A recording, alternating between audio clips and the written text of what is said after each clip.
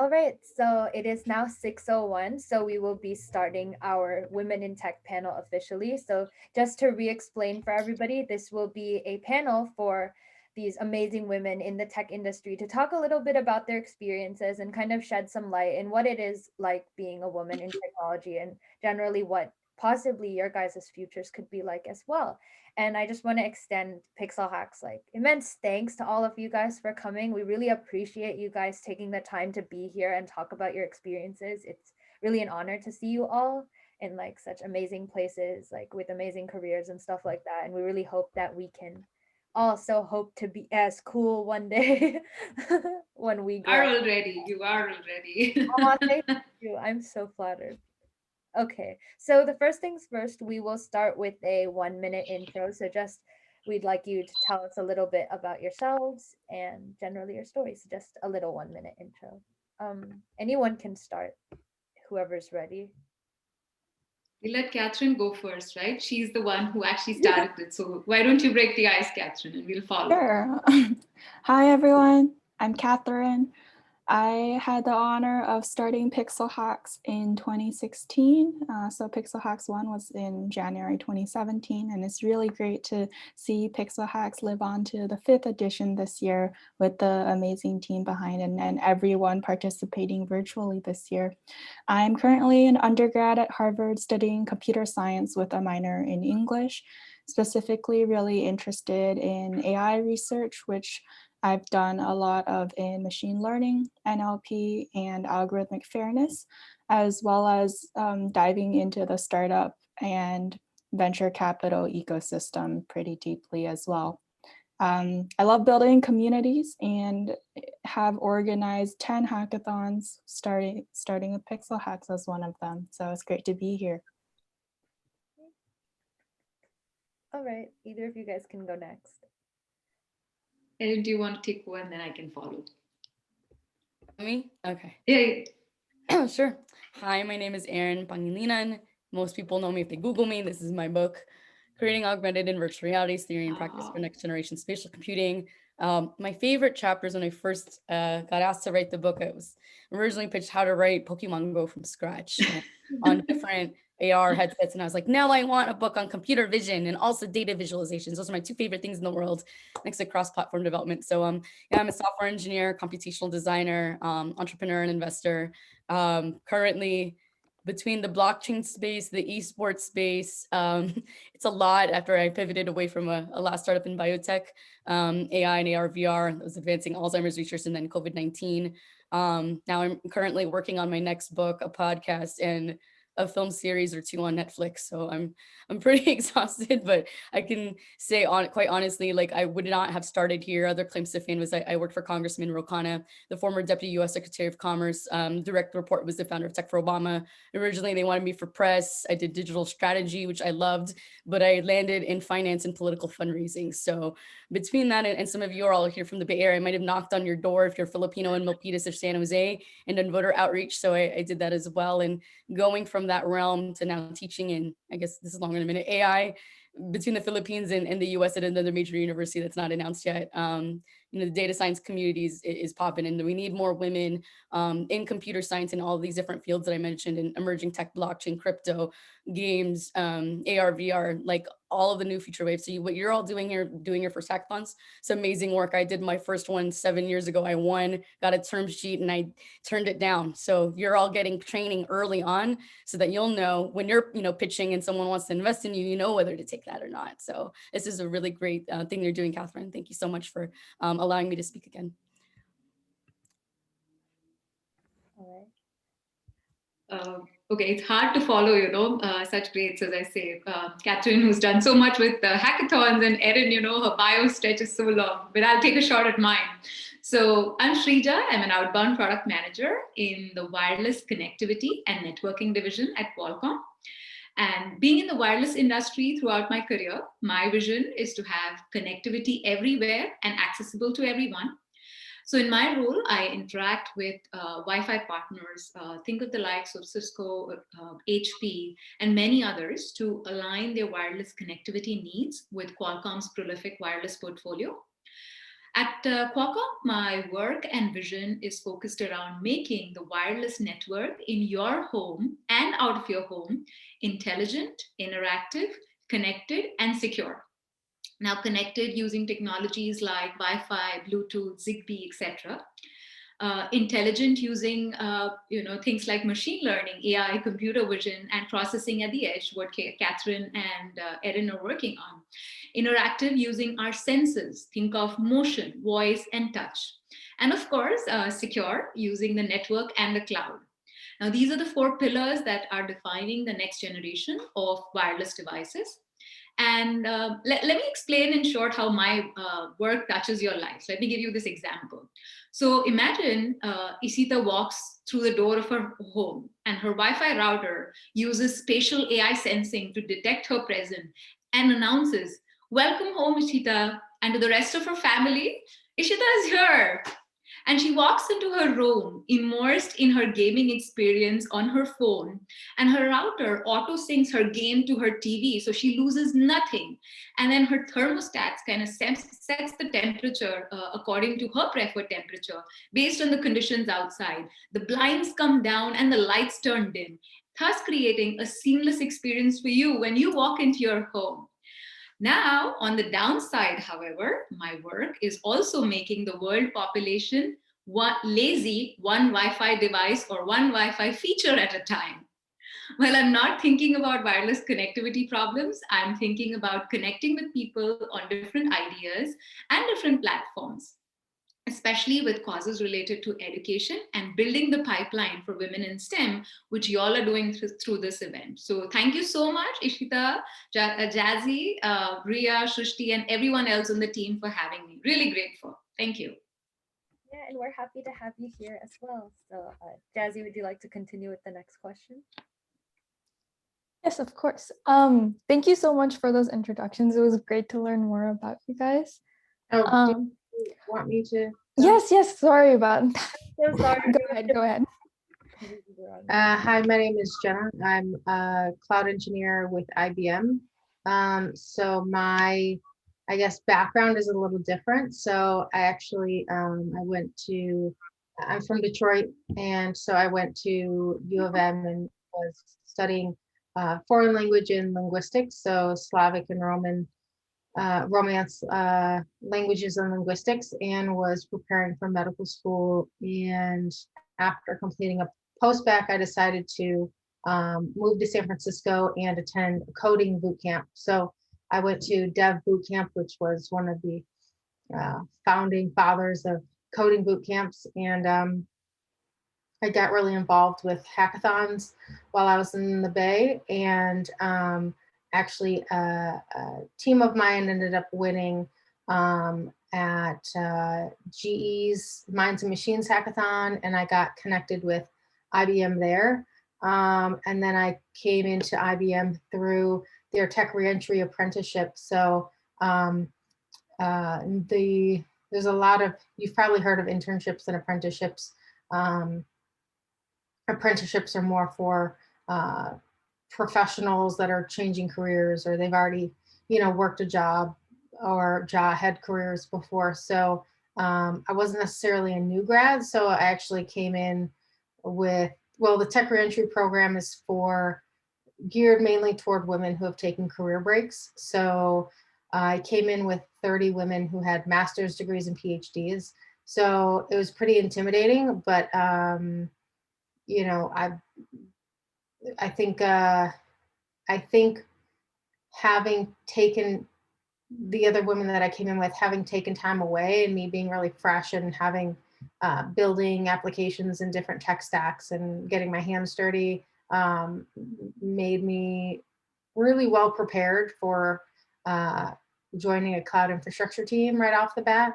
And so I worked on our cloud infrastructure team, and then I worked on a UI team building out our cloud portal. So if you came to the workshop earlier and you signed up for our cloud account, building out all of the microservices for that portal that you were in. And I recently moved over into developer advocacy. So now I get to kind of have fun at hackathons, helping people. I get to kind of decide what I want to learn and what I want to build, and develop new content. So I focus a lot on blockchain technology, AI and machine learning, and a lot of cloud native development, and some of the container space too, so Knative and OpenShift and stuff like that. So.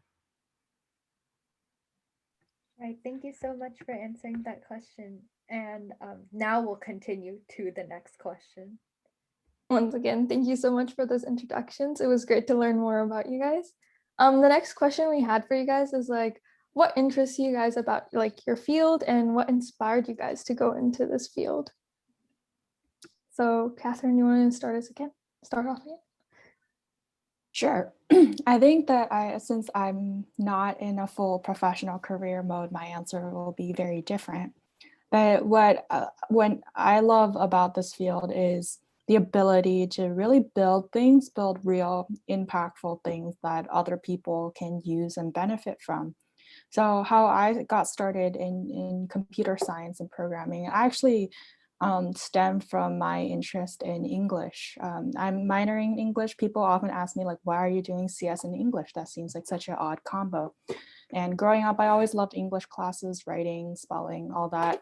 And in my middle school class, either late middle school or early high school, we had this thing in our class where we had to have weekly vocabulary quizzes, and my classmates hated them. They hated that they had to memorize like 30 words every week, spend time like really learning it and get quizzed on it every Friday. And when I asked my friends like, well, what, like this seems pretty normal, but they said they'd rather use that time to play more video games, as you might expect middle schoolers to say. So that got me thinking like, what if I could make learning words into a game? And that thought led me to teach myself how to code first, but like drawing out designs, then like building out a prototype in App Inventor, like many of you are at Pixel Hacks this weekend are. And then I decided to build it out in more fully fledged form in an iOS app. And that whole journey honestly took much longer than I expected. It's very difficult, but really rewarding to see it come to life from an idea. And like I let my friends play it. It ended up being a game with letters on balloons, and you can like pop the balloons like with the animations. And so it was a really cool experience. And just from that moment on, I realized, wow, I'm not just coding things dry on a computer. I'm building something for other people to use and help with. And in the last few years, I think I've treaded a lot more towards fields of building things to really help people, especially help people in the ways of community and accessibility. So those are some of my interests right now. Awesome, thank you. Erin, would you like to go next? Can you repeat the question one more time?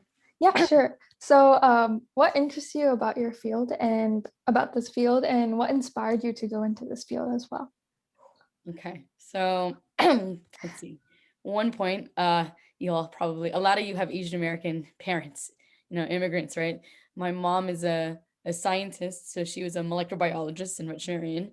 My dad's a toxicologist, and my brother loves computers. He also loved art, so his double major was computer science and art at UC Santa Cruz. He ended up riding the dot-com wave, going to DeVry, trying to found a company. So I was surrounded by technology, just being in the Bay Area growing up, and hearing my parents argue about stock options of what series they were in. I was 7 years old. I don't even understand what is a series A or B or whatever it was, right? So my majors I thought were going to be computer science and computational biology. I ended up going into ethnic studies, Asian American studies, political economy, so trying to triple major at UC Berkeley, which I used to go to UC Santa Cruz for 2 years. And I was in American studies. I transferred over thinking there are no ethnic studies departments. I almost went to UCLA for Asian American studies. So I have like a very strong social justice background. I thought I'm going to be an IP and an immigration lawyer. So IP meaning intellectual property, because my brother's company at the time, he kind of got screwed, for his stocks and shares. And I was like, okay, so I should do something about that. And while I thought I was really good at, I loved computers. So maybe around your age, if you're like 15, 16, 17, I remember, so this is the time Zynga was around, right? If you know Zanga, this is pre-Friendster, MySpace, Facebook, around that time, everyone would compete about whose CSS was prettier than everyone else's. And then I thought about learning C++ and Java and taking AP. We didn't have AP Computer Science at Irvington High School where I went in Fremont. So there was only one class at like community college at Ohlone my friend was taking, and she was seen as nerdy. And my brother was saying, yeah, it's really hard to program a calculator. So I thought, oh, maybe I'm really not good enough at math. So I opted out of computer science, but I learned the LAMP stack while I was in college. And then the thing I was obsessed with, which had no name, data science, was I was trying to find and follow the best people from Google at Facebook to really figure out civic engagement. So like Catherine, you're looking at social impact. I cared a lot about immigration reform.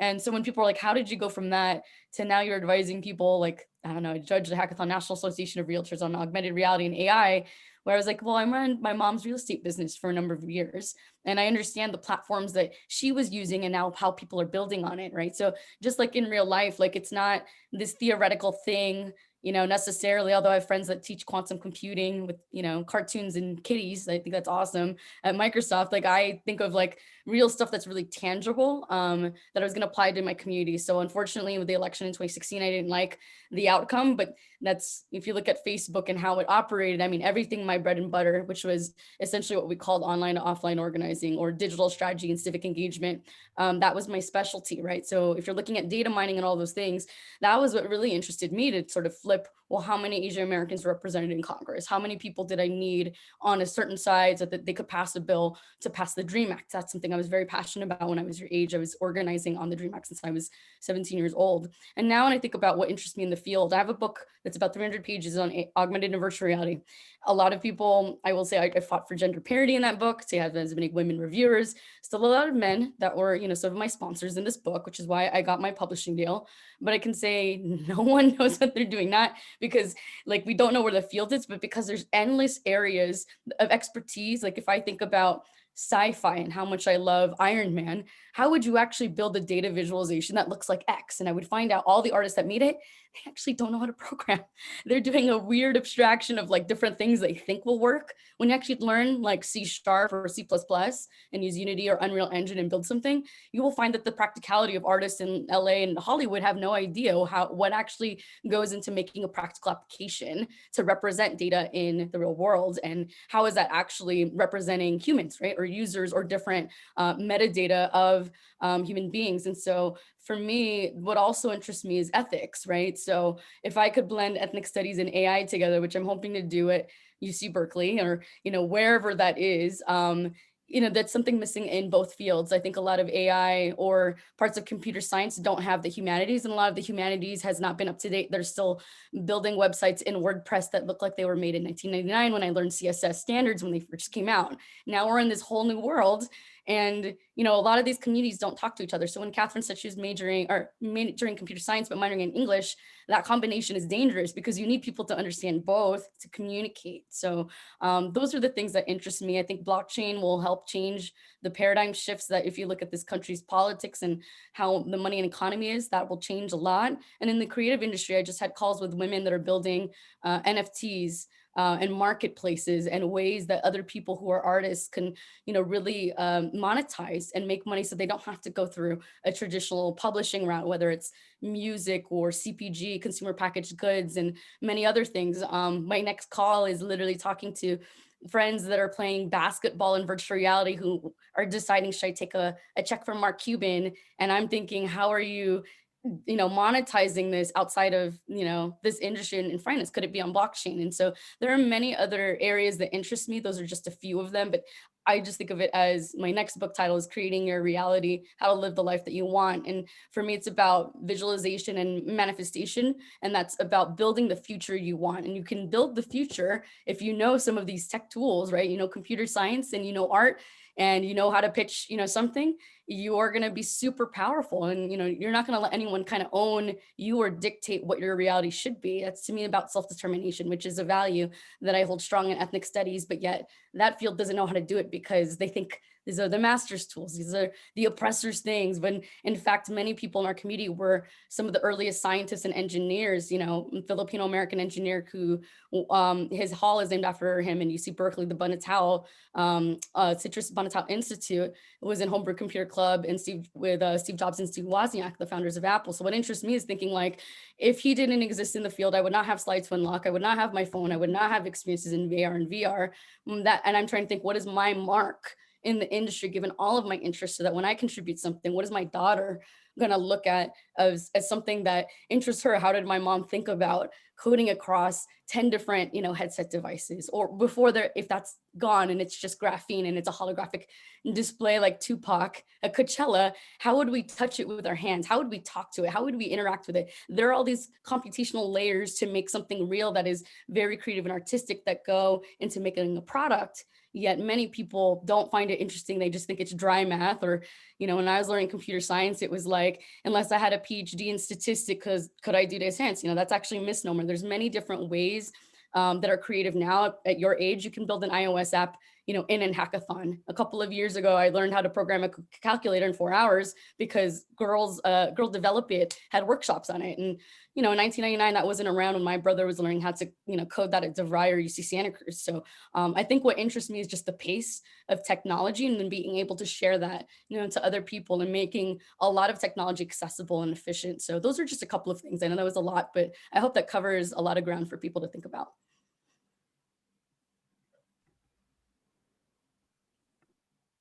Yeah, definitely. And then next, I think would be Srija. Yeah, I mean, Erin's, so passionate and she's done so much. So in terms of the question itself, I think what I'll do is I'll take two parts of it. One is what inspired me to get into this field. So this is a story I love telling. Some of you may have heard it if you've heard me before. So during the 90s, actually, when I was growing up, I'm dating myself here, okay?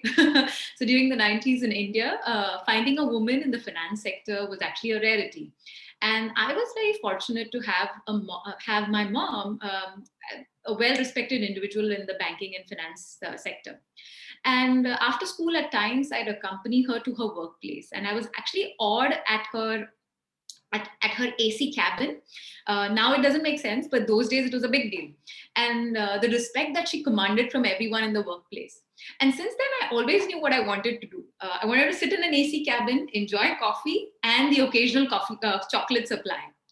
But what really fascinated me was this scientific calculator in her office. Now, those days it was not Excel. Don't think, that was a different time. So for finance professionals, the calculator was their main tool.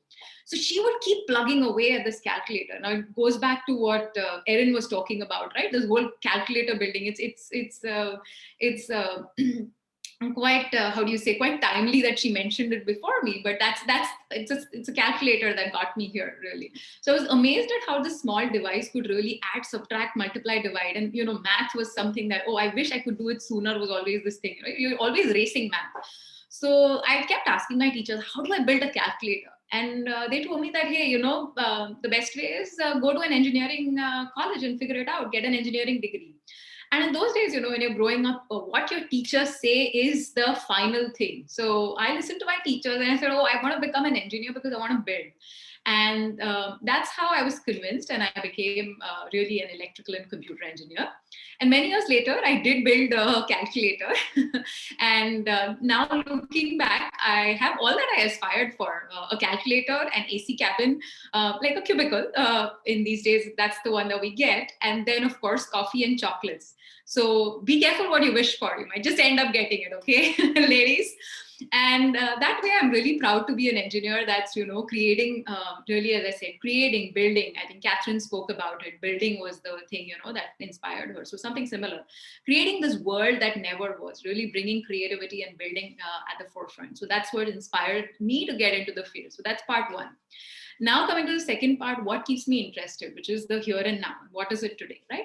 So as I said, I'm a wireless communications engineer who's equally passionate about connecting with people. So what really excites me about this industry is the ability to bring people from the remotest corners online enabling industries and applications, and transforming communities using the power of wireless technology. You must have seen, this year, the power of wireless technology. Your Wi-Fi has become your lifeline, right? Your work is really changing the world when your kid's ability to pass the third grade now depends on the strength of your Wi-Fi router. So that's the power of what the kind of work or the kind of wireless connectivity that we're bringing into the remotest corners of the globe. And then beyond that, every time I hear my niece's voice over a WhatsApp call over her 4G LTE connection from a remote part in India, I feel proud about the work that our industry has done. And when I can resolve my mom's Wi-Fi mesh router connectivity in minutes, when she says, oh, my Wi-Fi has gone down, Shrija, fix it right now. And an application just allows me to fix it. And then I feel contented about solving user problems. So in today's virtual world, your technologies like 5G and Wi-Fi, which we are working on very actively at Qualcomm, are really helping us stay connected with our families, friends, and community. And it's really, it's a phrase, the whole now more than ever is a very famous phrase from last year, where everything's gone virtual. And with 1.7 billion students like you guys, really studying remotely, and telehealth also becoming a major application, we really don't have to talk about a digital future. It is here and now. And with that happening, there cannot be a more exciting time for us to really solve these connectivity problems and make the wireless world a reality. And that's what excites me about going to work and working in the field that I am in. Yeah, I was passionate, but thank you. Awesome. Thank you so much. Ms. Jenna? So I'll start with what got me interested. So initially growing up, I wasn't interested. So as someone that was always like in the top, at the top of all of my math and science and physics and chem and everything classes, no one ever said like, hey, do you know what an engineer is? Do you know what, engineering is? And like, no one ever mentioned it to me. And I grew up in a household where my dad is a physician. So since I was really little, I was like, I'm going to be a surgeon. I'm going to do facial reconstruction. I'm going to work for Doctors Without Borders. Like I had everything all planned out. And my brother was the person that was like into technology. So at a young age, he was one of those like started building computers from scratch and then turned it into a business. And then, started building, computers into the glove box of his car and doing all of these things. So that's what I thought of when I thought of technology. My grandfather was also an engineer for GM. So I was like, I don't want to build computers and I don't want to work on cars. So I guess I don't want to be an engineer. So when I was in college, I really, really enjoyed linguistics. And I got an opportunity to intern at a cousin of mine started a company called Mango Languages, and they were working out of a garage, and they were really, really early, and they were kind of like, oh, well, you guys are interns, so just create. So I was doing a lot of conceptual product development. And so I was doing two things, designing an ESL course and designing it from pedagogical, the structure of how we were going to teach these things, and then also from a UX perspective. So what's the layout? What's the user experience? How are we teaching these things visually?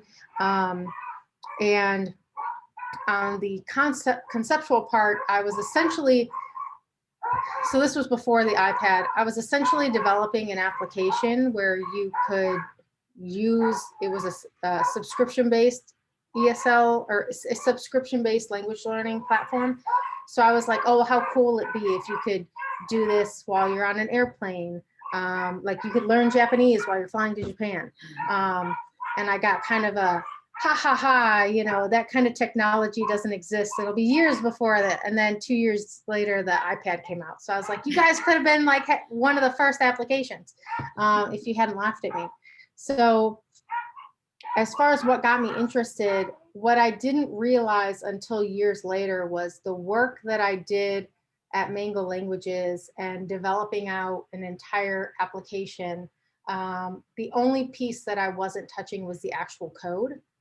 And it really took me until I was finishing a post-bac before applying to medical school and starting to look into coding programs, because my parents were like, don't go into medicine, it's not the same, don't do it. And they've been telling me for years. So I was like, well, let me try a coding program. And I think the first hackathon I went to, I was like, oh my God, I can build anything I want. Like all of the concept designs that I came up with way back when, I could essentially build myself, and I don't need, Steve, the one engineer, to build it for me, because I can do it myself. So that's what really got me excited, because I was like, I now have the tools to build literally anything I want. And I don't need somebody else's help to do it. And what's kept me interested is just things changing, like seeing the work that organizations like Shift 7 and the Bill and Melinda Gates Foundation, like the problems that they're focused on solving are so impactful and like will change millions and millions of people's lives. And it's really, really inspiring. Like I want to get to a point where I'm, like that person where ask Jenna, and once I get to that point, I want to transition into working on those type of projects that are like larger scale, working on projects to improve people's lives in third world countries and stuff like that. But yeah, I mean, it's really empowering to, and even if you don't have the tools, there's so many platforms now where you can access information and teach yourself. So I feel really blessed to be in a role where it's my job to learn and then teach other people what I've learned, which I was doing after hours on my last team till like 11 o'clock at night every night. So now I get to do this during the day when there's light out. So I feel really fortunate. Yeah, those are some amazing stories, and I'm really grateful that we were here to like listen to them.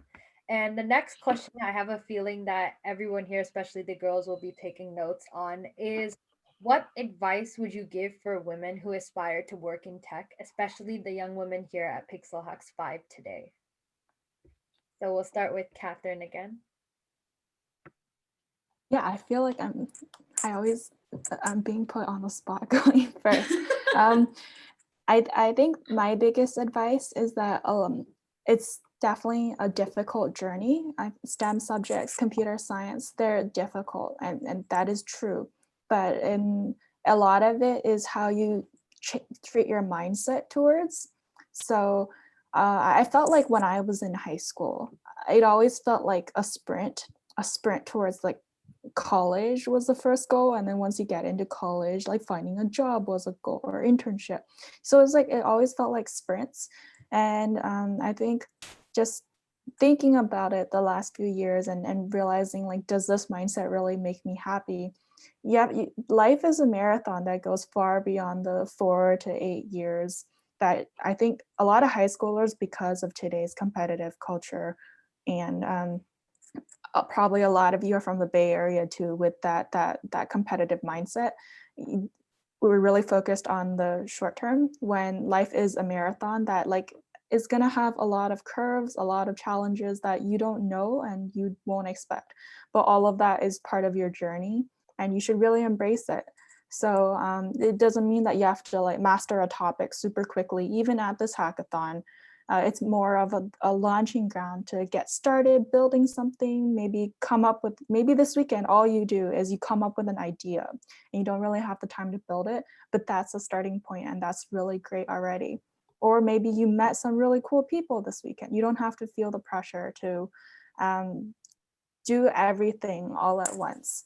So, and you don't have to know what career you're going to pursue when you're just in high school or college. Or these amazing experts here today on the panel with me have each had their incredible journeys as well. I think that's really incredible to listen to, that it wasn't just one path, like, oh, I went into CS and became an engineer. Here I am today. There's a lot of other areas and ways to go about it.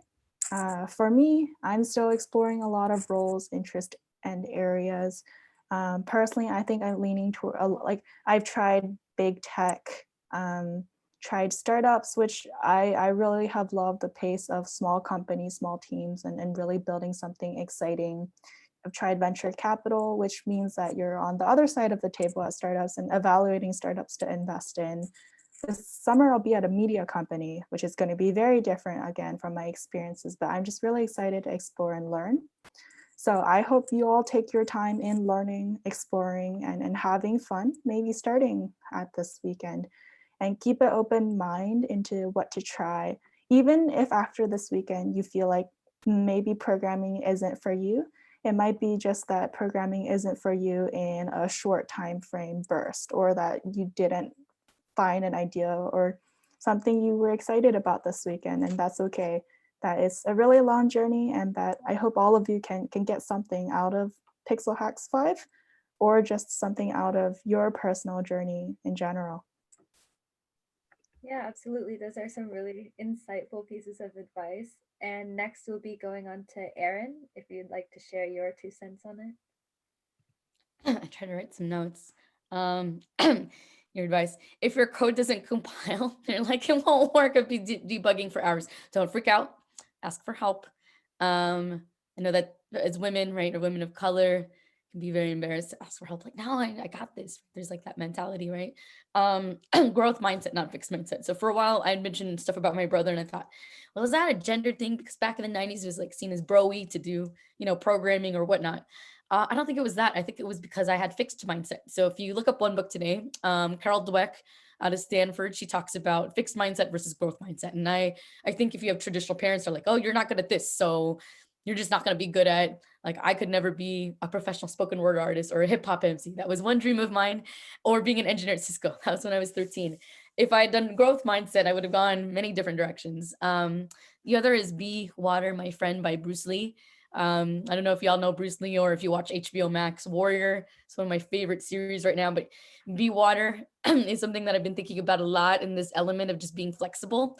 A lot of times I'll be like, these are my stringent requirements for an app and this, but as you know, in a hackathon, you may pivot. There's always, it's important to be flexible and working with other people. You might have a very fixed vision for your life. Like, I thought, by X number of years, I'll be, married with kids and this, or by X number of years, I'll have my PhD program and this, and this. But life threw many different paths on me. I would have honestly never thought that 7 years ago, I wanted to do marketing analytics at Facebook, or I was told to partner with Facebook and not work for them, and getting nominated for the oversight board for content, which is crazy. And, even though that didn't work out, I also want to encourage people to think, especially for women in confidence, and confidence and self-esteem is really important to me, and building that as a young girl. Never think I'm not good enough. I think that at your age, when I thought I'm not good enough, that is what probably tore me apart more than anything else. And having fixed mindset and not challenging myself to do more. Like, had I done more STEAM classes, taking calculus and physics and all these other things, that I'm like, oh, that works in VR and I should know this, and I have to self-teach myself a lot of things that I missed. Don't get stressed out if you're like, man, I got like a C- or an F, because I was not very good at pre-cal, and I just thought, oh, maybe I didn't even want to do calculus. I didn't even want to do AP physics because I was told it was hard. So don't ever limit yourself. The last couple things I'll say are, there are no borders. Everyone is a unicorn. Everyone is unique. And yeah, we need more founders and investors that are women, and the best ones are technical, that actually know what they're talking about. I know when I majored in 3 different things, I tried to. I was auditing, film, and engineering, and I kept thinking, like, when it was 2010, I wanted to go back into computer science. I remember writing to my ex-boyfriend, I wanted to do that, and I regretted it so much. And I didn't know boot camps existed, right, in 2011, but I'd been coding since I was like 8. And there were no, like, I thought, oh, it's expensive to go back and do a double bachelor's degree. I had friends who did. Now they work, as lead PMs at Facebook that can code and design at Oculus, and it's really great. The last few things I would say for this hackathon in terms of advice is founders and building teams. Know your values, really work with people that you align with, because when you don't, that's really hard, whether you're building a company or even an app. Avoid scope creep, because I would think huge visions, but sometimes you only have that mini time frame of a 48-hour hackathon. Sometimes it may be 3 months in an accelerator program. And in terms of traction and really defining success, right? I'm on this new app called the Clubhouse. It's an audio-based social media app. And people who have 1 million followers, they think, oh, that's popular. They must be so successful. They must have this, this, and this. Or, oh, they have all these people funding them. And if you're on the other side of the table in a VC, oh, they must be really successful, this and this. And then you talk to them and you're like, you don't really know how to make money. You actually don't know what you're doing. Actually, I don't have as big of a following. And it's a very Hollywood social media, like vanity metric. Real people, whether it's Mark Zuckerberg, they're not an island. They have many people behind them, many teams, and they build real things that help people, and that's monetizable. So don't get caught up in, whether you go to a certain school, or, you have a certain quote unquote pedigree that you think on social media because it's big. And so they must be good, right? Because they have a lot of GitHub stars. That means it's a great repository. That is not necessarily true until maybe you take that code, replicate it, try it. It may or may not work for you, right? So I would say for traction, really define your own metrics of success. It's very important. And to define your own values. That's really hard.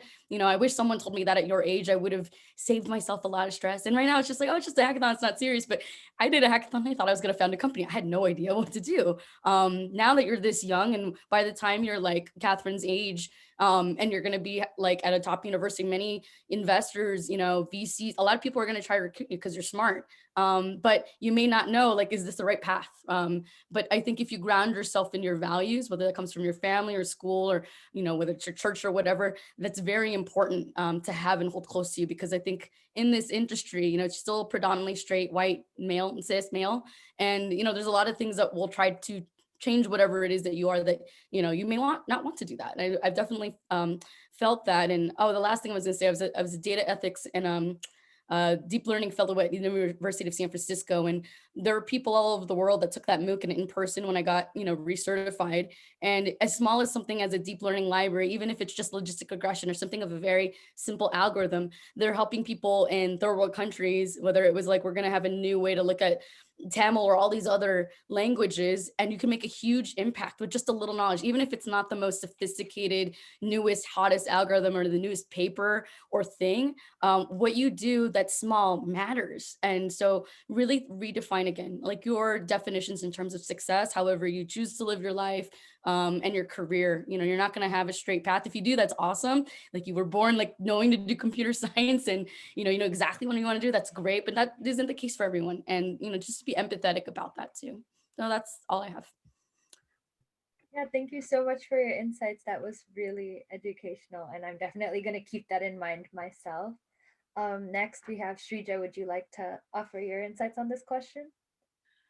Yes, I think both Catherine and Erin have given some invaluable advice, and especially quite relevant to today's hackathon and what folks are building. And I'm sure Jenna will have something to share too just after.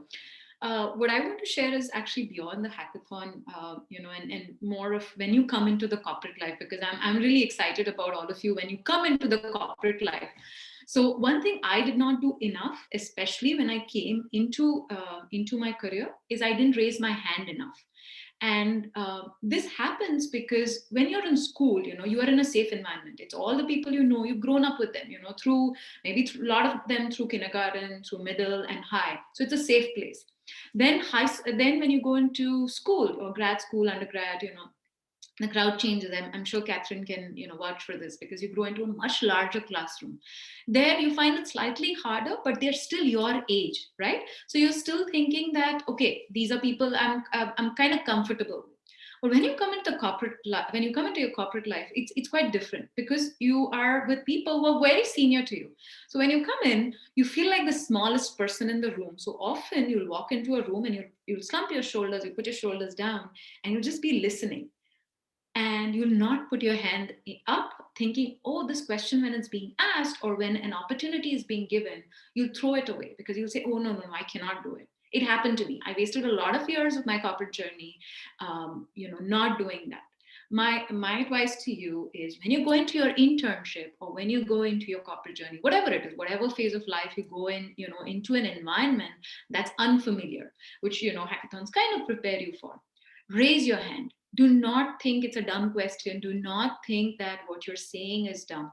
Your ideas can make a difference. Others may not say it because they're shy, but stand up and just speak up. I'm not sure if I did it because it was because of being different or feeling different, or just simply hesitating doing something differently, as Erin was mentioning.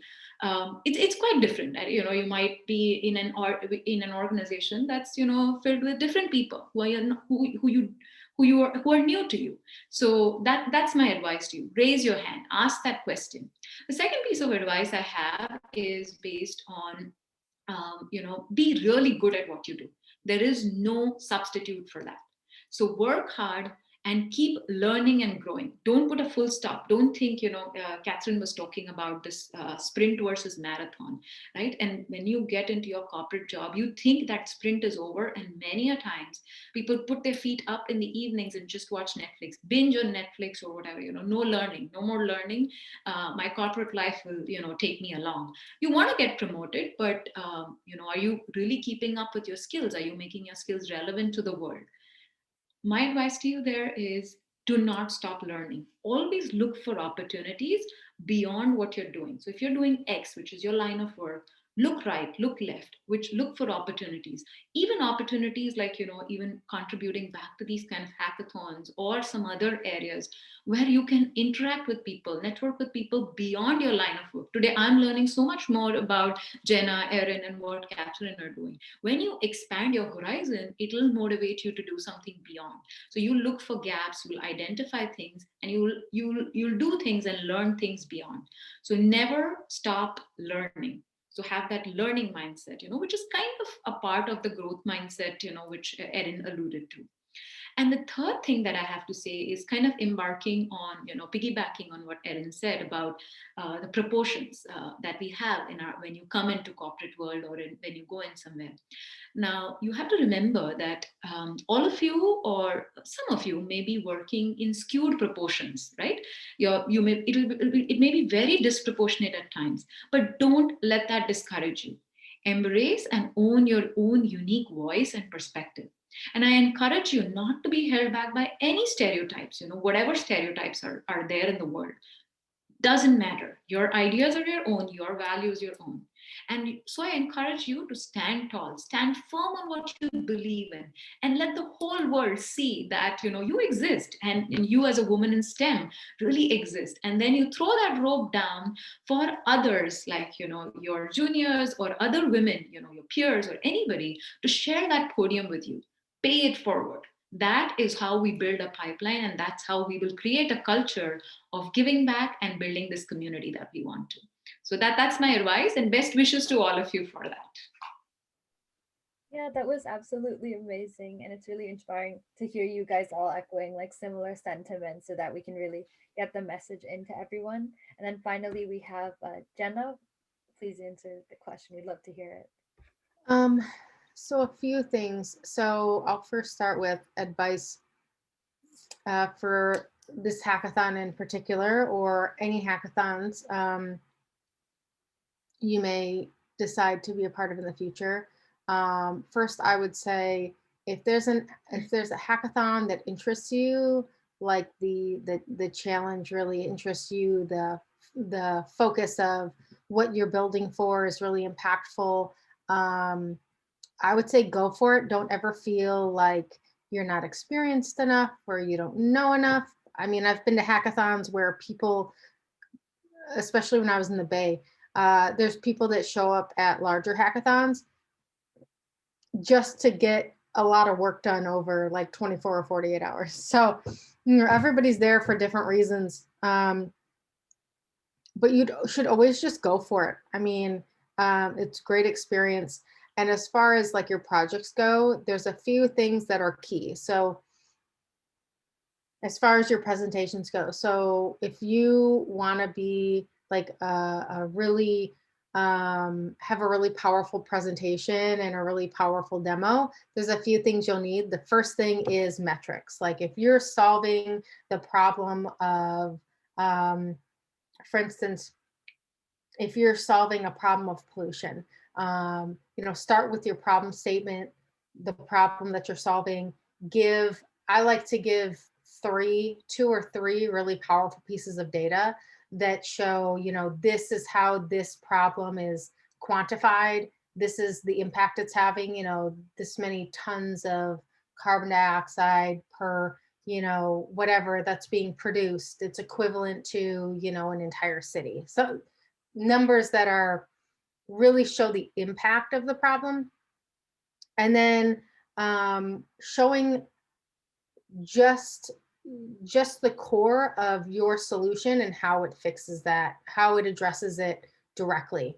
You don't need all the features. You don't need all your views. You just need pretty much just your main, whatever your main landing page is, or your core, whatever the index of your application is.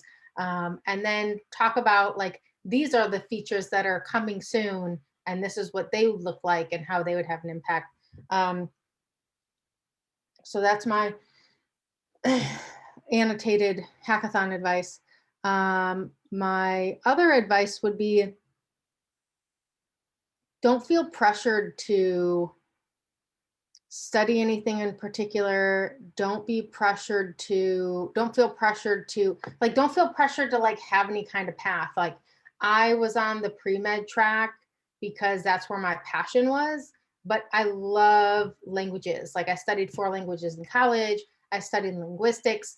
Like I didn't want to major in biochem. Like it didn't excite me, but what excited me was like, studying the intricacies of Slavic linguistics, which actually now that I'm in a position where I get to work with AI and machine learning, it's really interesting now. And to, there's a lot of similarities when you start looking at things like neural networks and NLU. And so study what you're passionate about. You guys are of the generation where you have all of the tools at your disposal. Like when I graduated from high school was the last year that you had to have a university email to sign up for Facebook. And then the next year they opened it up to everybody. And I was like, I waited all this time and now you can just join with whatever. Just try things. Just try things. Like if you try, and don't be afraid to pivot. Like when you feel like it's time for you to try something else, try something else. Like time your time and ability to experiment now, you are not going to have forever. So, you might go into engineering and be like, this isn't for me. And then you might go into technical recruiting where you have an opportunity to help people from underserved communities get connected with really fantastic opportunities like at Facebook or Google. And that might like give you that impactful, I'm, doing good for my communities and I'm giving back. Like there's so many areas of tech that are so important. So don't feel like engineering or data science are like the only paths there are for you. And your experience, your non-technical experiences are going to help you with everything. Like my experiences in healthcare and dealing with, patients since I was like 10 years old makes me really great to work with on a team. And there's very little that like makes me frustrated or gets me frazzled. Cause like I've dealt like, if it's not life or death, in my mind, right? If it's not the difference between someone living or dying, then like I can handle this, no big deal. Like everyone can just relax. So just try things, just experiment. And school's not for everyone. And that's not to say don't go to school, but don't feel bad if you're not doing well. Like my brother, school was not his bag, but he can build computers from scratch, like just buying random parts and putting it together. And he can build you anything. He can build you anything into your car. He can, he's got a business now where he builds, you know, data miners for people. And he like learned all this stuff on his own. And like, that's what interests him. You know, but he didn't, you know, go to school for computer science. And my partner actually, you know, everyone I know that I went to, especially those of you that are looking at kind of, you know, bigger schools, like I went to U of M, so I know what weeder classes are. And they purposely try to fail out as many people as they can, which I don't understand the mentality around it, but my partner was going to school for engineering and a part of NESB and like had the whole thing. And they were like, wow, I'm terrible at math and I'm terrible at engineering. And like, I shouldn't do this. And everyone I know dropped out of it. And school was not really his thing either. However, he taught himself to design and taught himself how to do all of this digital work, and ended up actually going back to school and getting a master's degree in interaction design. And now he's an interaction designer for Bissell Home Care, designing all of their digital interfaces for their application and IoT and everything. So he like got into the tech space in a different way that was led by his passions and what he was interested in, and not correlated at all to school. He, you know, almost flunked out of Michigan and was on the dean's list at his art school. So it's like, you know, don't ever feel like your performance that's measured by grades is a performance, is a measurement of what your work is, or what your worth is, right? I mean, you know, put your energy into what feeds your soul. And whatever that looks like, as long as you're putting the time in and the effort in to be the best in whatever it is that, and I don't mean the best as in compared to other people, like showing up and giving your best and continuing and trying to learn so that you're on the top of your game, you'll be fine.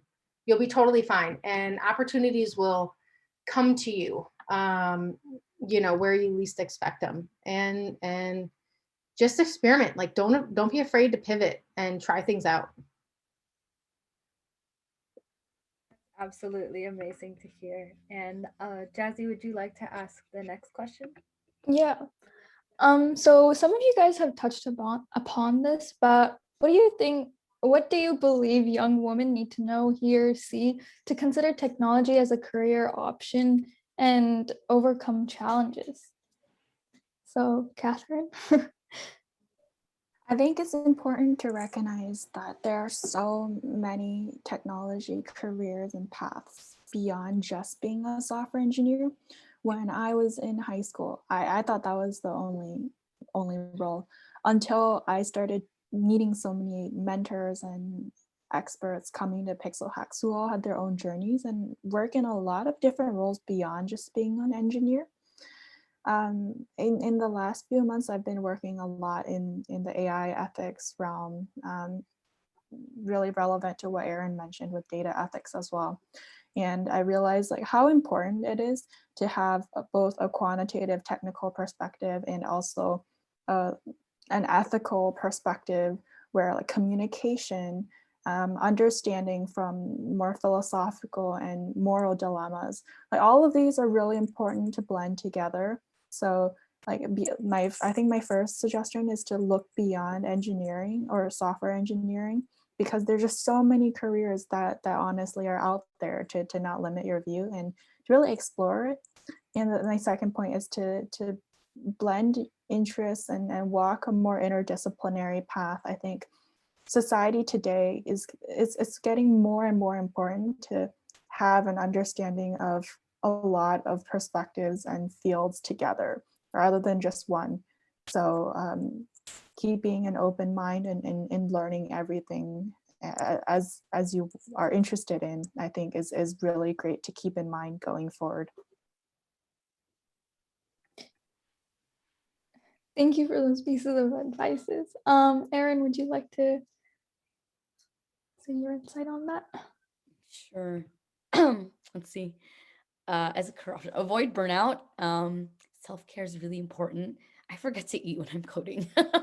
I'll be like, I just spent the whole day. Did I skip like 2 meals? So Pomodoro technique, or I don't have my Apple Watch on. Usually it reminds me to stand, right? So I'll set timers. Redefine productivity when it means to you. I think during the pandemic, I have friends who are burning out as PMs and different AI teams at Walmart labs. And I heard her say, and I'm 35 now, so I just revealed my age, which is really scary. I think people say I'm 20, which is also awesome. Or 12, it's really weird. But she's like, yeah, people have heart attacks at my company. And I'm like, what? I thought that only existed in politics where people get overworked and underpaid in nonprofits. She's like, no, that happens. Your health is very important, your wellness, your mind and your body. Whiteboarding sucks. A lot of people love whiteboarding. I actually don't. I know how to do it. I can talk about the log of whatever when we're talking about a specific algorithm. But if people told me how to do X, I'm like, if I go back to like, your 101s and like computer science, like, oh yeah, I remember studying that after not having a degree and going back, I can do it. But when I actually think about what's a measure of success, I'm like thinking, can I hand a code base off to someone in JavaScript if they're a front end engineer? Can they clone it? Can they write to it? Can they push it back to me? And can I see an update of something that is tangible? That's easier for me to understand on the front end or on the back end in AI. If you have a Kaggle competition, well, how do you, that's clean data. What if I gave you a data set that was not in Kaggle, that you would do X, Y, and Z? What is an actual way that you consider the creation of a data set, not just the ethics behind it and who's represented in it, but how are you using it? How are you defining a metrics of success? Like there are some that don't work on Black people, and that you can't do recognition on hands when you wash. That to me is not a working algorithm, right? So people say, oh, it works because of this performance, right? This metric and this number, but it's cutting out an entire population. So I'm trying to rethink like what that means when we look at performance and like why you're qualified in your first interview. I've mentored many students from Stanford and Berkeley that were not Bobby Murphy, who was a friend of mine, the CTO and co-founder of Snapchat. Like they weren't going to be a Peter Thiel fellow. They couldn't get the entry level positions they wanted. It probably took some of my mentees 2 years to get hired at Microsoft and at Apple. And it was because, they didn't know how to show a portfolio, right? So if you have a GitHub portfolio and you want to make it look pretty and learn some CSS, use React JS and Tailwind CSS from can write from scratch. If you're like, hey, I don't really want to do any of that, you could probably learn OpenAI's GPT-3 and pitch, can I get access to this to create my portfolio? You could do many different things. On the soft skill side, learn about how to talk about your work. That's very important in a soft skills interview, even with a lot of the recruiters, which one of my friends and classmates was formerly the head of Google X marketing and events. And she started off in recruiting. I interviewed for her team way back then. I was like, oh, my mom wants me to get a job. I'm trying to be on the Obama campaign working on digital strategy, but I'll take an interview with Google. I had no idea. I said, what do you do? She's like, we hire smart people. I had no idea. I interviewed for GTech in the recruiting team. I was like, I know front end. Are you kidding me? Like, I didn't even know. I had no idea what the pipeline looked like, right? But how you talk about your work matters. So back then they must ask me questions like, where do you see yourself in 5 years? And I said, I think I'm supposed to be in tech and be an IPler. Totally did not fit the mold. I'm so glad I didn't get that job. But the one thing she always said was like, what's on your resume? What are keywords? What are your situation, task, action, results? What are tangible things that you've done, whether it's in high school or college? And, when you think about how to talk about that, whether it's a recruiter that does not understand technology, I know there are technical recruiters that need to know some of the stack, but a lot still don't code. Try to put it into layman's terms to some extent. Like it's helpful that you know how to talk about your work or present it. If like you think you fail a verbal interview or a video conference call or an on-site, what will always stand out is like your actual visual work that you can present of here's my code, here's my app, these are designs that I've made, for a native mobile app. That really matters. And the last thing I'd say is soft skills, getting respect from your team, whether you're technical, highly technical, where I was the lead, and I was like, oh, I'm the founder. Other guys around me thought, oh, you're the game publisher. Because they saw some of my soft skills, right? So really know where you stand, whether it's the type of company that it is, a specific department, a specific vertical. Like if it's for me, it's AR, VR, AI, they're all different, right? And they have their own set of lingos and norms. And so knowing where you are in the room, even if you think, well, I'm the lead and I'm this and this, many people have very different working styles and communication styles. So it's really important where I guess the last thing I'd say is I was talking to a friend about onboarding, and I said, yeah, I have friends like my one of my board members of my nonprofit, which is for Filipinx Americans in STEAM. She's a creative director at Airbnb, but she doesn't know how to code. And I'm also working with another friend that wants to be like another tenured professor at Cal State. I was at Cal Poly, San Luis Obispo, where he went. And he's a PhD student who specializes in back-end databases in biotech and used to Internet Seagate, but he has no idea how to do React. And I have front-end engineers that are working with me from Forbes. We're trying to teach them some of the lingo of front-end engineering and not even computational design, really basic UX, UI graphic design. And you got to think high level, right? Not everyone is coming from the same place as you when you work in a big, company, whether it's corporate or a small team, whether it's just 2 people or 5 people, and having to onboard and try to teach people and come to like common goals, vision, and layman's terms of how you even talk to each other on Slack to build something. You're getting that practice now in a hackathon setting. And as you grow in your career, you're going to learn how that's done in many different ways on many different teams of different companies and verticals of all different shapes and sizes. So it's important to remain flexible in that and to know what your skills and strengths are, right? There's a lot of other really great work. I think the last one I'll put in here, the author of Better Allies. She used to be the VP of engineering at Adobe. My friend Karen Catlin, she wrote a book on public speaking. I'll paste it here, but she founded that book with Purnima Vijayashankar, who was one of the first engineers at Mint.com. Their books are amazing. And if you're like, hey, I'm really shy, but I'm good at code, but I don't know how to present, they have stuff for that. So there are always resources for every area that you think I'm really strong in, but I'm weak in, that someone's probably thought of that.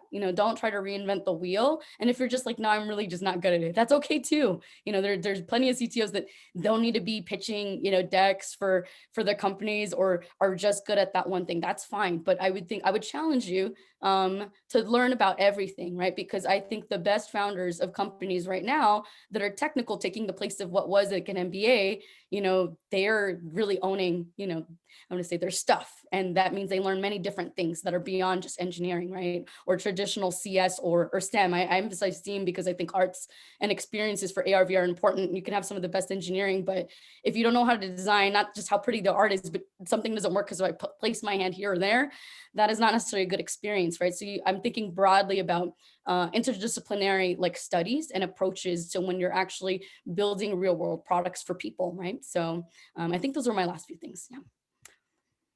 Yeah, those are some amazing insights. Like, definitely, I'll keep that in mind. It's like all of you guys' answers are so like content rich. I like really appreciate it.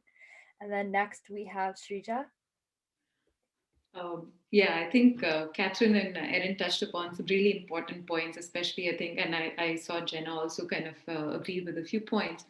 I'll add a couple more. So in my dictionary, at least three important things beyond what they said, and I'm just trying to add value here.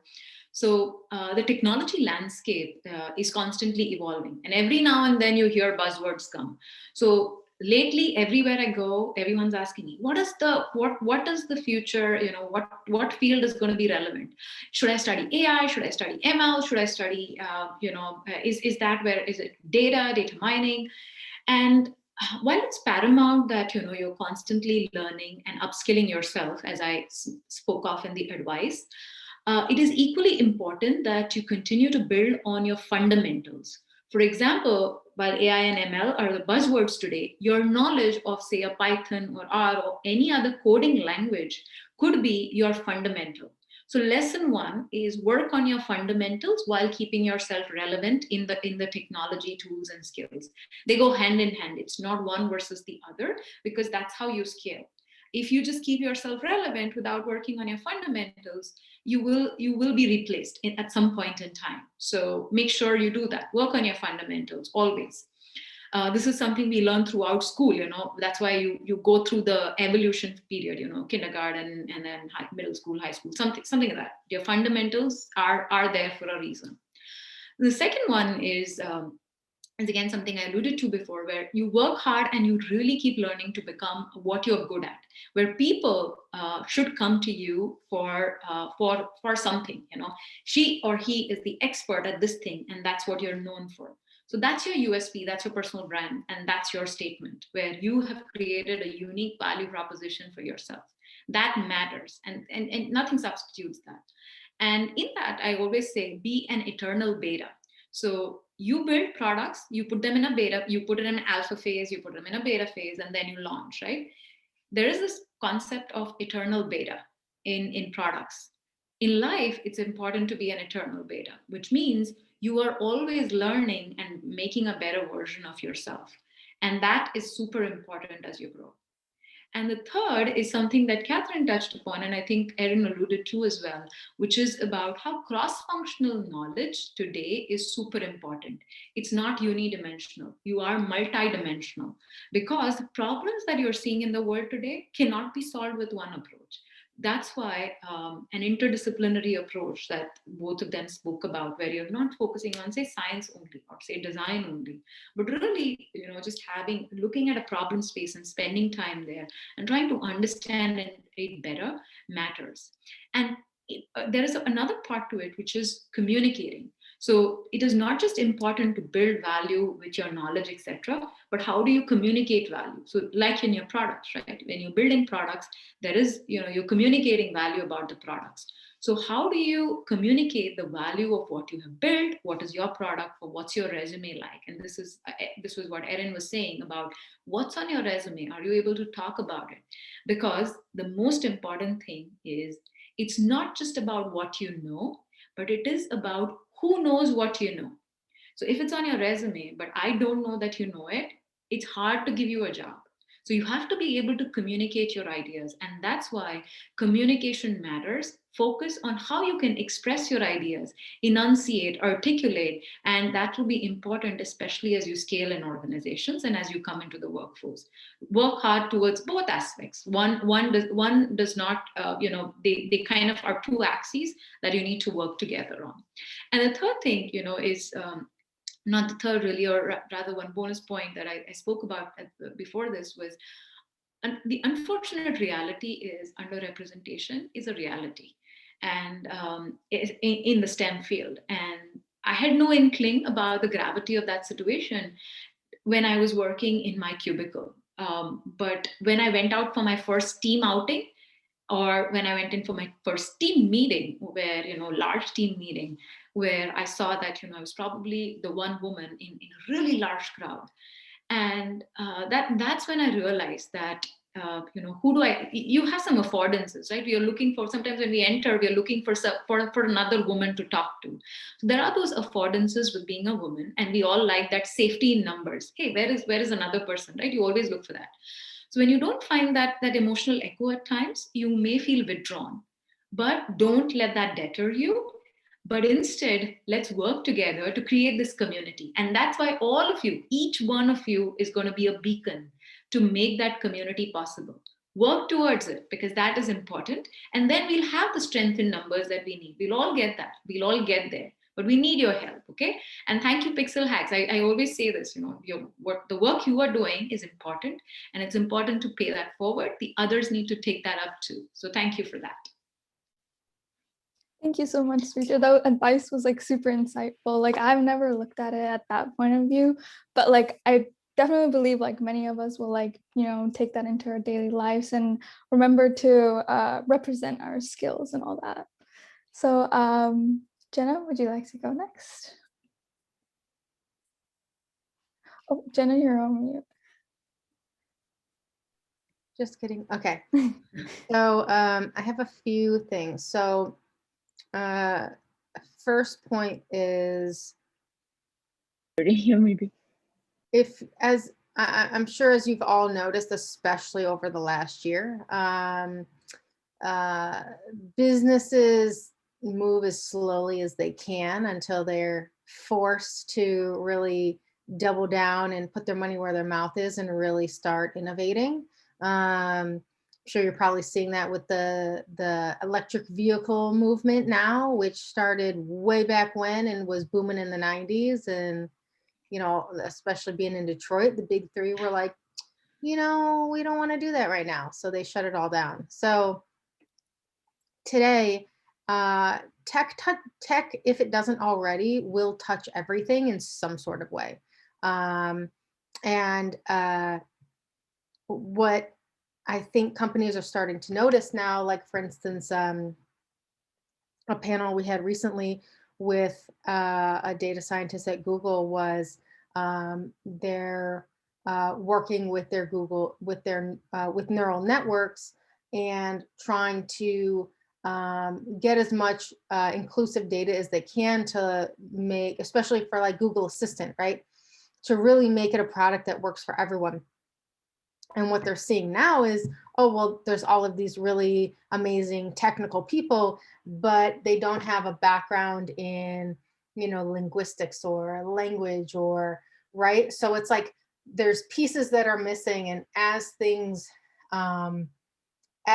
move forward, like Erin mentioned before, like this course and this path and this degree didn't exist before. So there are things that don't exist. The paths don't exist now, but they will eventually in the future. So my advice is kind of what I mentioned before, follow what your passions are, because it's going to lead you back to tech in some sort of way. So if you're like really into medicine and healthcare and, you know, it touches tech in a lot of ways, as far as like access to resources, equitable data to actually build solutions that actually work for everyone. Data sets are very limited. Don't feel like you have to necessarily work in a technical role, because in order to develop healthcare technologies that really provide impact, they have to hire nurses and doctors and administrators. They have to hire those people to be part of their team. So, you know, if you want to be, you know, work in finance, or if agriculture really interests you, just because you work that role doesn't mean you can't work at a tech company and be a subject matter expert on those parts, or still be working in that role in a technical way. Like these roles are going to continue to blend and continue to fuse and change. So you can do both, and you can be in the first round of people that start doing both, right? Like data science wasn't a thing, and then like it became a thing because there were people doing the work. So you can follow your passion and do that particular field in a technical way and be part of that first wave of subject matter experts that everyone's trying to get their hands on because they just can't find people that do both. My next thing is, I would encourage everyone to, like, especially if you're going to college or even in high school, if you're going to work like side job to make money or a part-time job, I would encourage everyone to work non-technical jobs while you're learning technical roles. I must say there's a really big difference between working in a technical space with someone who has worked as a barista at Starbucks, or worked waiting tables, or, you know, worked in a customer service center answering calls, versus someone whose first job was an intern at a tech company working on technical stuff. It makes a huge difference. And like Erin and Shrija have mentioned, like communication is everything. So if you can, and your path and your passion is to be in the tech space, and you know, have the privilege of living at home and being in high school or being in college learning, take the opportunity to work some service jobs. You're going to learn so many things that you will never ever learn sitting in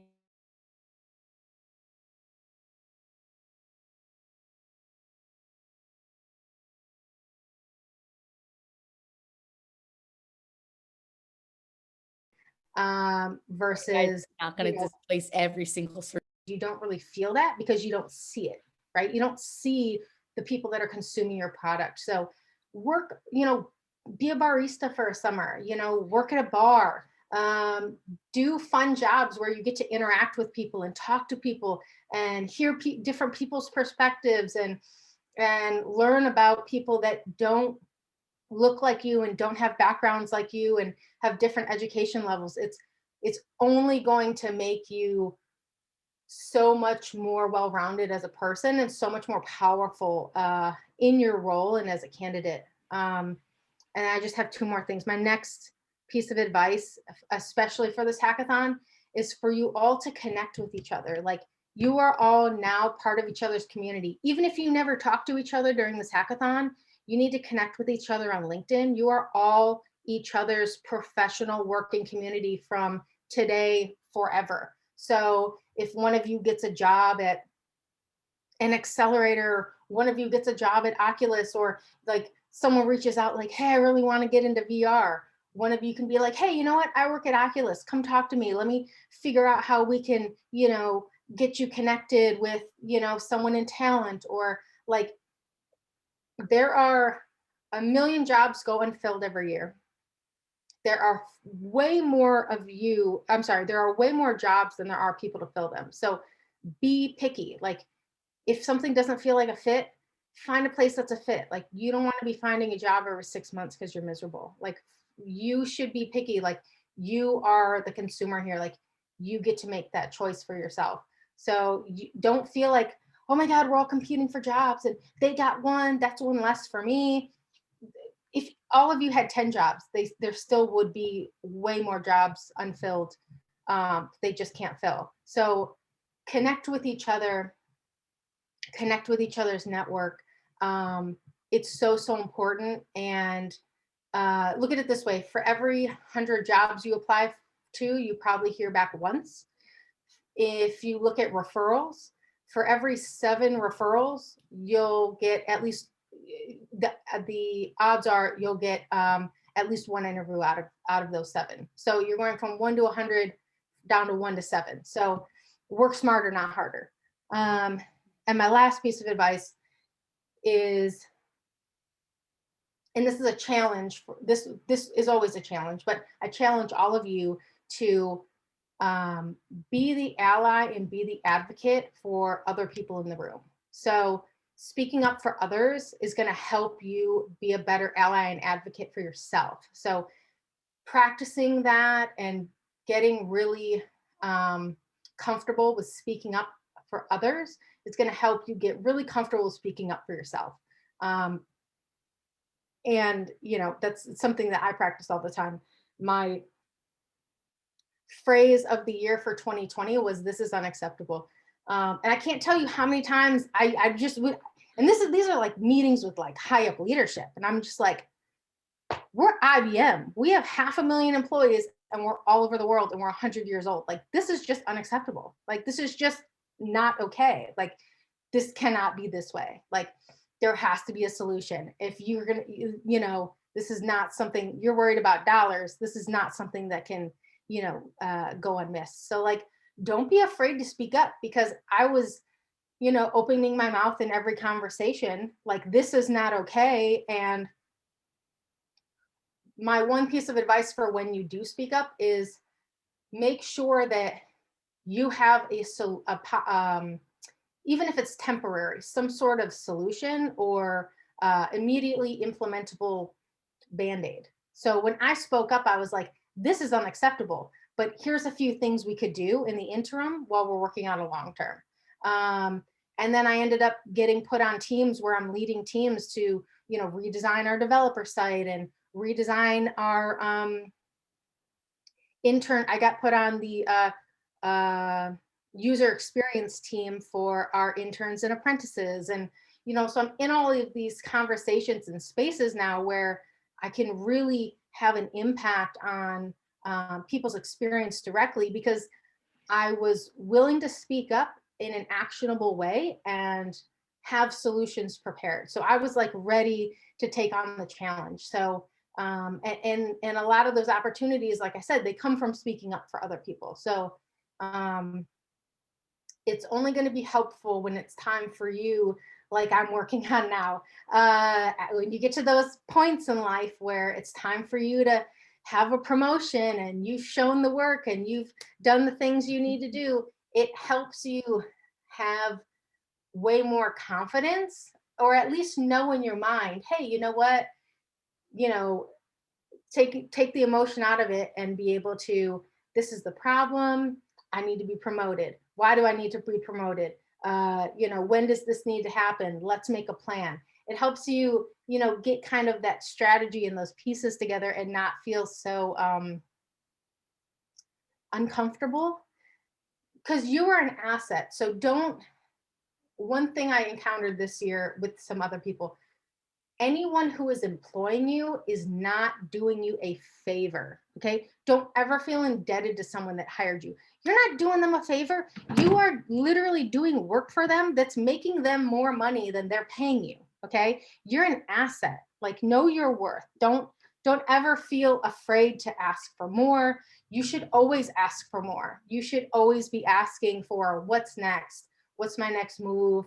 You know, where can I, you know, where can you help me reach the next level in my company, since I'm, you know, helping you, you know, take your company to the next level, or I'm, you know, making this part of the company more productive. So like, don't be afraid to get in there. Like, there's going to be mansplainers. There's going to be people that talk over you. There's going to be people that undo your work. These are all things I experienced just in the past year. But guess what? When you approach things from a professional level, those people don't end up staying around for very long. So, you know, as long as you're professional and you're focused on what's benefiting the team, what's benefiting the company, more importantly, what's benefiting our client, then you'll have people's ears and they will be there to advocate and support for you. So those are kind of my 4 mishmash things. Yeah, thank you so much for all your insights. It's like really amazing to hear all this stuff. And now we definitely, like, I'm, as someone who's aspiring to be in going into technology, and I'm sure a bunch of the hackathon participants are aspiring as well, we'll definitely keep that in mind. This brings us to the end of the official Women in Tech panel. I know that if any of you lovely ladies have to leave now, like, please feel free to do so. Thank you so much for your time. We really appreciate all you've done for us. And I mean, if you do have a little time and you want to stick around, then like, sure, we can definitely like talk. And if any of you attendees have like quick questions, then sure. But if you have somewhere else to be, then absolutely feel free to take an exit. And also, if the participants, if you guys want to go back to your rooms and keep working, that's fine. If you want to stay here and like listen to questions being asked or any discussion, then like that's fine too. It's whatever best works for your time management. So big round of applause to everyone. Oh yes, and I will try as much to get all the links into the Slack, and if I don't get them today, I'll go through the transcript and I'll find them again. So Can we do a picture? I Oh, just yeah. forgot. I was like, oh yeah, I've been trying to take pictures when I'm smiling if someone's talking with all the names. Okay. I'll take like a few pictures in gallery mode because that way I can get like a bunch of people in. So if you guys want to like, please put on your camera so that we see your guys' lovely faces and not the lovely. Yeah. I'm gonna make a free today. All right, so I'll give it a few more seconds. Did we get Catherine or did she leave? I think she said she was Oh, leaving. yeah, I think she left. Couple Yeah. of I missed her. Shots during the panel though, so I think I got her in those pictures. Okay, that's Okay, good. And I am recording this so I can dig up. Oh, okay. That's helpful. Okay, so on the count of 3, 3, 2, 1, smile. Okay, then let me get another picture of the next screen of participants. Okay. So It's so wonderful to see, you know, all these lovely women on the screen. It's rare, so I'm so happy, especially over the last year. It's not been the case. So thank you, ladies, for doing this. Way more productive than Netflix. Yes. picture for the next screen. So I don't know who's on this screen. Everybody, I guess, smile again for probability. Smile. All right, I have 2 pictures. I'm pretty sure I got everyone. All right. Okay, great. Yeah, does anybody Also, Questions? yeah, if you guys have any questions, feel free to unmute or like put them in the chat, and hopefully Okay. your panelists can go over them. Oh yeah, and then quickly, I think somebody asked the logistical questions. What time is an appropriate log off time? So at 9, we have another like a fun relaxation event with like Among Us. So you can definitely stay on for that. But I think after that, you guys are free to log off. We will be, I think, will we be switching off to Zoom after, like, you remember? Yeah, so basically at like 9:30, we're gonna be ending this Zoom, but before we end it, we'll make sure that you guys all have ways to communicate